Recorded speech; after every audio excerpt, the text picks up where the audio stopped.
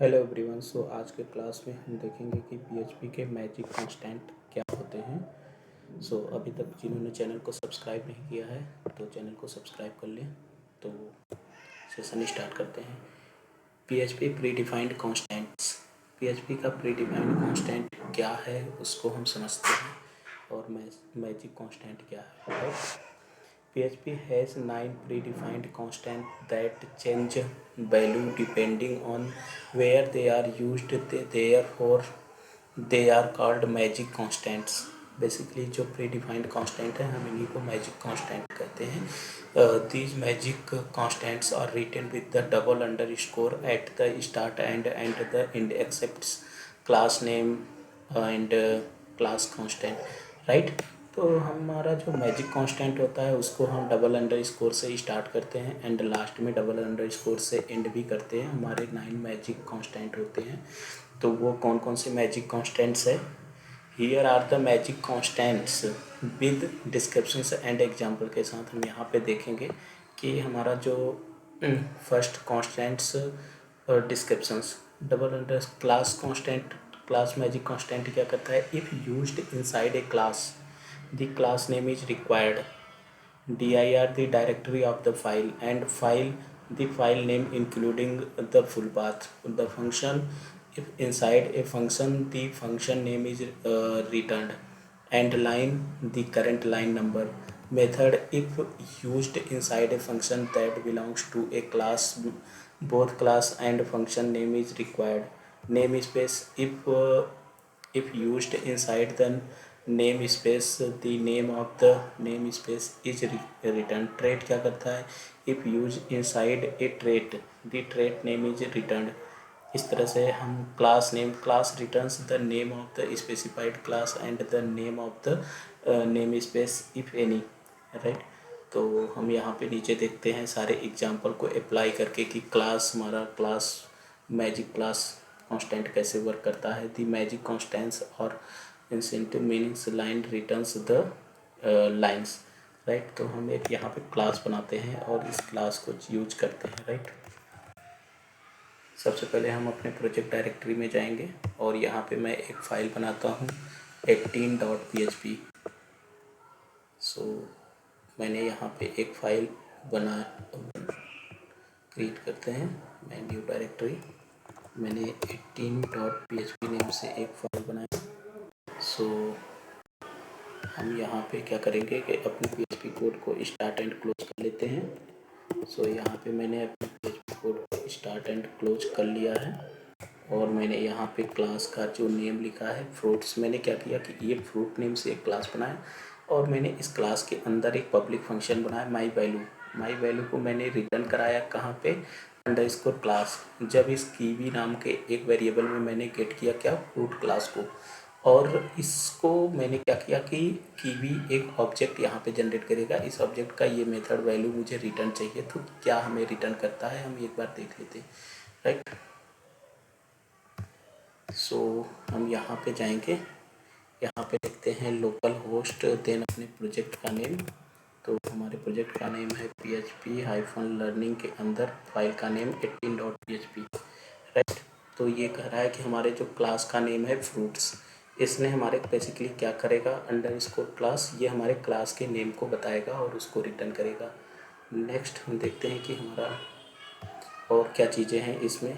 तो हमारे पास एक dir फंक्शन होता कांस्टेंट है, तो उसका भी इफेक्ट देख लेते हैं। हम सबसे पहले यहाँ echo dir कराएंगे जिससे कि हमें चीज़ें लाइन ब्रेक होके दिखें। मैंने यहाँ पे echo dir कराया, उसके बाद आफ्टर दैट echo dir मैंने कांस्टेंट यूज किया। तो आप देख रहे हैं cjamp htdocs। ये क्या कह रहा है कि हमारा जो ये पर्टिकुलर प्रोजेक्ट है किस डायरेक्टरी के अंदर है। आप जाओगे सी डायरेक्टरी के अंदर, यहाँ पे जैम फोल्डर के अंदर htdocs के अंदर PHP लर्निंग के अंदर आपको ये डायरेक्टरी मिल जाएगी, राइट। तो हम इसी तरह से dir कांस्टेंट का यूज करके इसको फाइंड कर सकते हैं। देन हमारा जो फाइल कांस्टेंट है ये हमें क्या रिटर्न करता है हम ये भी देख लेते हैं। तो हम क्या कहेंगे, इको सबसे पहले लाइन ब्रेक करेंगे और यहाँ पे मैंने लाइन ब्रेक कर लिया है। आफ्टर दैट मैं फाइल को कराता हूँ इको, तो फाइल हमें क्या रिटर्न करती है। सो आप देख रहे हैं कि हमें फाइल रिटर्न कर रही है कि हम particular C XAMPP htdocs php learning, और जो हमारी करंट फाइल है 18.php पे हम वर्क कर रहे हैं, राइट। तो फाइल हमें उस फाइल का नेम भी बता देती है। नेक्स्ट हम देखते हैं कि हमारे पास और कौन से वैल्यूज़ हैं। तो हमारे पास एक फंक्शन है, तो हम ये फंक्शन को भी देखेंगे कि फंक्शन कांस्टेंट कैसे वर्क करता है। सो यहाँ पे मैंने वैल्यू 2 बनाया, और सबसे पहले हम इसके बाद इको br एक लगा लेते हैं यहाँ पे। ठीक, यहाँ पे मैंने इको br करा लिया। अब इको br के बाद मैंने क्या किया कि वैल्यू टू नेम से एक फंक्शन बनाया, और इस फंक्शन में मैं रिटर्न कराना चाहता हूँ अंडरस्कोर फंक्शंस। तो ये हमें क्या रिटर्न करता है। सो हम देखते हैं ये माई वैल्यू टू, बेसिकली ये फंक्शन क्या रिटर्न करेगा, हमारे फंक्शन का नाम क्या है वो हमको रिटर्न करता है। तो ये हमारा एक मैजिक कांस्टेंट फंक्शन है, राइट। तो हम यहाँ पे नेक्स्ट लाइन को देखते हैं कि लाइन हमारा लाइन कांस्टेंट क्या रिटर्न करता है।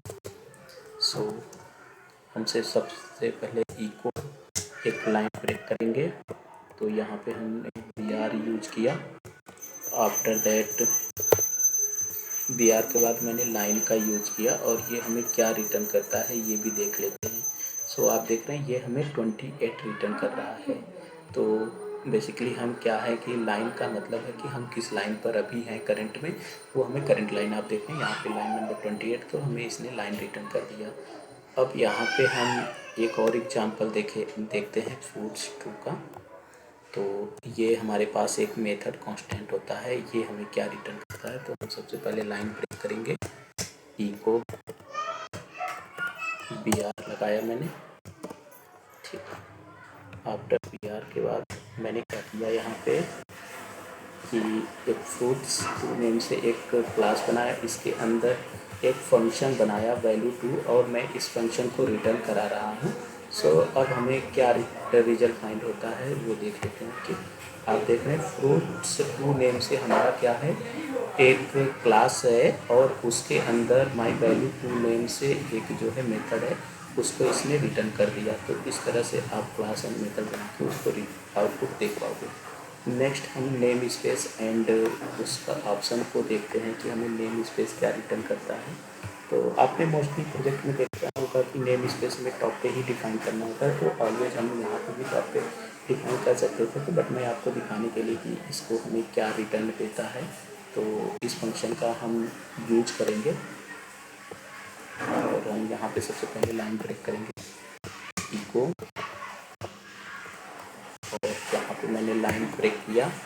आफ्टर दैट ये मैंने वैल्यू 3 को यूज कर लिया। सो इस फंक्शन को यूज करने के बाद हमें क्या फाइंड होता है, आप वो कहता है कि namespace declare statement has to be very first statement of after declaration call in the script. Namespace वो कहता है कि आप यहाँ पे नहीं डिफाइन कर सकते, नेम स्पेस आपको टॉप पे ही डिफाइन करना होता है। सो नेम स्पेस हम यहाँ पे फर्स्ट लाइन पे डिफाइन करेंगे। तो यहाँ पे मैंने नेम स्पेस डिफाइन बिल्कुल टॉप पे कर दिया, इस नेम स्पेस के अंदर सारी चीज़ें आएंगी। सो यहाँ पे हमने वैल्यू 3 को रिटर्न करा। अब देखते हैं हमें क्या आउटपुट फाइंड होता है। आप देख रहे हैं कि my area 3 fruits 2 my value 2। तो इसने क्या किया कि माई एरिया 3 क्या है, माई एरिया 3 हमारे नेम स्पेस का नाम है, और इसके अंदर माई वैल्यू 3 एक मेथड है, और जिसको ये रिटर्न कर रहा है। तो आप देख रहे हैं माई एरिया के अंदर फ्रूट्स 2 एक क्लास है, फ्रूट्स 2 उस क्लास के माई वैल्यू 2 को रिटर्न कर रहा है। सो आप देख रहे हैं यहाँ पे एक क्लास हमने बनाया है, यहाँ पे फ्रूट्स 2, आप देख रहे हैं ये फ्रूट्स 2 एक क्लास है, और इस क्लास के मेथड को वो रिटर्न कर रहा है, राइट। सो आई थिंक इतना आपको अंडरस्टूड हो गया होगा कि जो लास्ट क्लास होगी उसको ये वर्क करता है। नेक्स्ट हम आगे देखते हैं कि और क्या चीज़ें होती हैं। नेम स्पेस भी हमारा कंप्लीट हो गया। देन हम कोई ट्रेड बनाएंगे और उस ट्रेड को भी यूज करेंगे। कि वो ट्रेट हमारा कैसे वर्क करता है। सो सबसे पहले हम यहाँ पे एक लाइन ब्रेक करेंगे, इको बी आर लगाएंगे और यहाँ पे मैंने लाइन को ब्रेक कर लिया है। आफ्टर दैट मैं यहाँ पे क्या कर रहा हूँ कि मैंने एक ट्रेड बनाया, ट्रेड कीवर्ड का यूज करके इसका नाम रखा मैसेज1। इसके अंदर एक मेथड बनाया पब्लिक फंक्शन msg1। तो इसके अंदर मैंने एक यहाँ पे रिटर्न कराया ट्रेड कांस्टेंट को। फिर मैंने यहाँ पे क्लास नेम एक क्लास डिफाइन किया वेलकम और उसको रिटर्न कराया, इसमें यूज किया मैसेज1 ट्रेड को। और देन मैं यहाँ पे ओबीजी न्यू वेलकम करके यहाँ पे मैं एक ऑब्जेक्ट बनाऊँगा इस ट्रेड का। देन ओबीजी मैसेज1 जो है इस ट्रेड का फंक्शन मुझे कॉल रिटर्न करेगा। सो हम यहाँ पे देखते हैं कि ये हमें क्या रिटर्न करता है। सो यहाँ पे आप देख लें माई एरिया 3 करके वो कहता है कि ये एक नेम स्पेस है और इसके अंदर मैसेज1 नेम से एक ट्रेट है, उसको ये रिटर्न कर रहा है। सो आई थिंक आपको सारी चीज़ें अंडरस्टूड हो पाई होंगी। सो अभी तक जिन लोगों ने हमारे चैनल को सब्सक्राइब नहीं किया है, सो चैनल को सब्सक्राइब कर लें, क्योंकि आगे के टॉपिक और भी ज़्यादा इम्पॉर्टेंट होने वाले हैं। इन सब चीज़ों का हम अपने प्रोजेक्ट में कैसे अप्लाई करते हैं, जब हम एक प्रोजेक्ट बना के देखेंगे तो वहाँ पे यूज कर सकते हैं। So bye everyone, thank you so much, bye bye.